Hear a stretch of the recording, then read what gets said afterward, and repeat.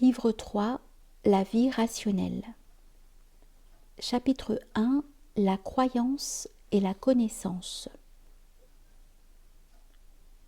La croyance et la connaissance constituent deux modes d'activité mentale d'origine différente.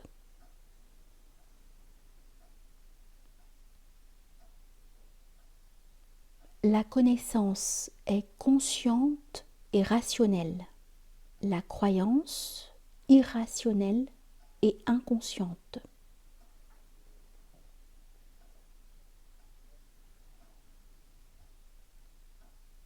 La croyance a pour caractéristique fondamentale de n'être modifiable ni par l'observation, ni par la raison, ni par l'expérience.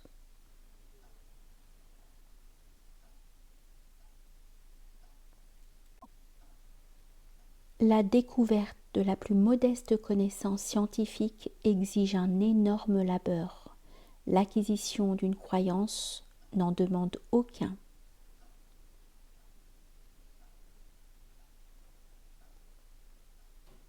La connaissance se répand par les livres, les croyances par les apôtres.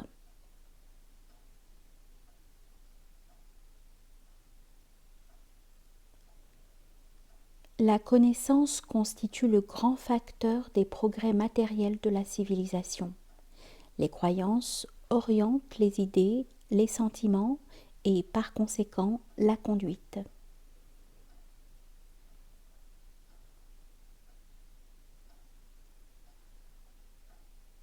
La connaissance établit des vérités. La croyance incarne nos désirs. C'est pourquoi l'homme préférera toujours la croyance à la connaissance.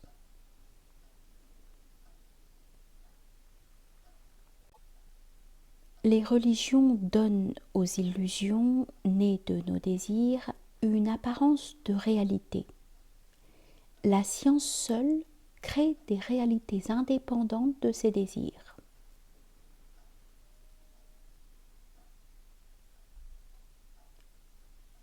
Une croyance politique, religieuse ou sociale est un acte de foi inconscient. Lorsque le raisonnement essaie de la justifier, elle est déjà formée.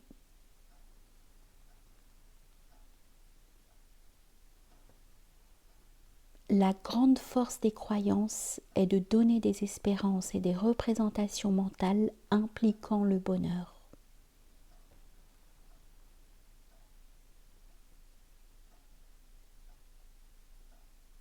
On ne citerait pas dans l'histoire une croyance politique ou religieuse réduite par réfutation rationnelle. La raison se brise toujours contre le mur de la croyance.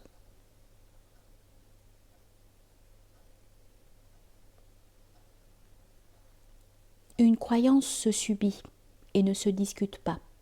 Quand on la discute, c'est que, fort ébranlée déjà, elle est près de disparaître.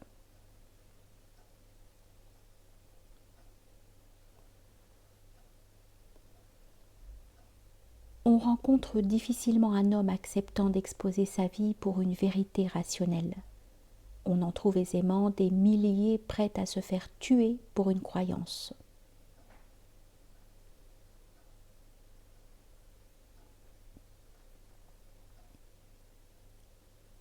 Les hommes de chaque âge vivent sur un petit nombre de croyances politiques, religieuses et sociales que le temps seul ou l'acquisition d'une nouvelle croyance peut transformer.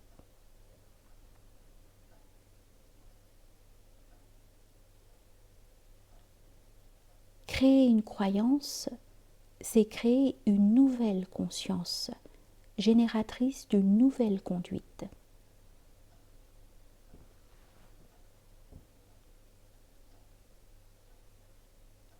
Le moindre changement dans les croyances d'un peuple modifie sa destinée.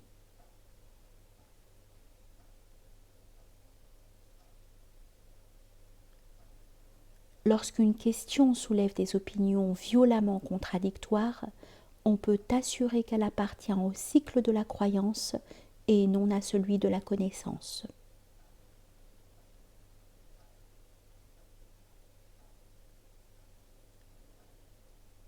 Dans les persécutions politiques anti-religieuses, ce n'est pas la raison qui se dresse contre une croyance, mais deux croyances contraires qui se trouvent en lutte.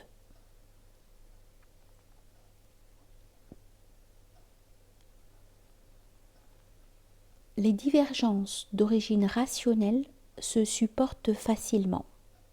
Les antagonismes de croyances ne se tolèrent pas. Les luttes religieuses ou politiques sont toujours violentes.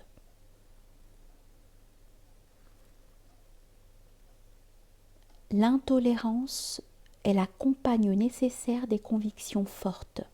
Entre sectateurs de croyances voisines, elle est beaucoup plus accentuée qu'entre défenseurs de dogmes sans parenté.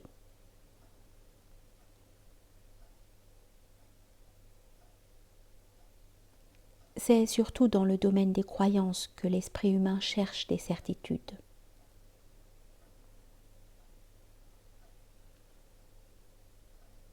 L'hypothèse est une croyance souvent prise pour une connaissance.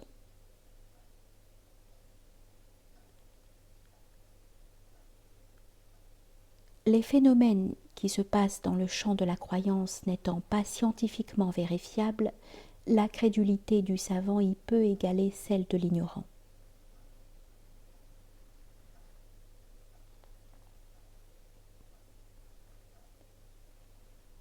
Les choses rationnellement contradictoires se concilient parfaitement dans l'esprit hypnotisé par une croyance.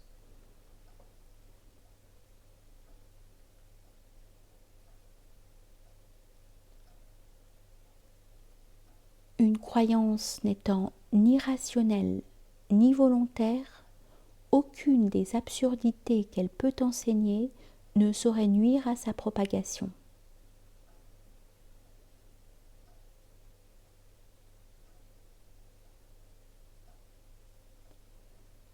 Ne pas croire les choses possibles, c'est les rendre impossibles. Une des forces de la foi est d'ignorer l'impossible.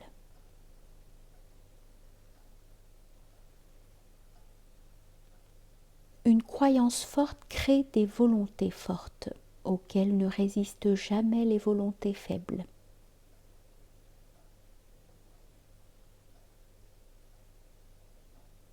L'homme eut toujours besoin de croyances pour orienter sa pensée et guider sa conduite.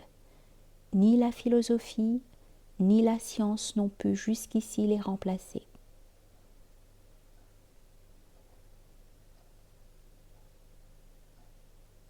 Les croyances ont fait surgir du néant des œuvres d'art qu'aucune pensée rationnelle n'aurait pu créer.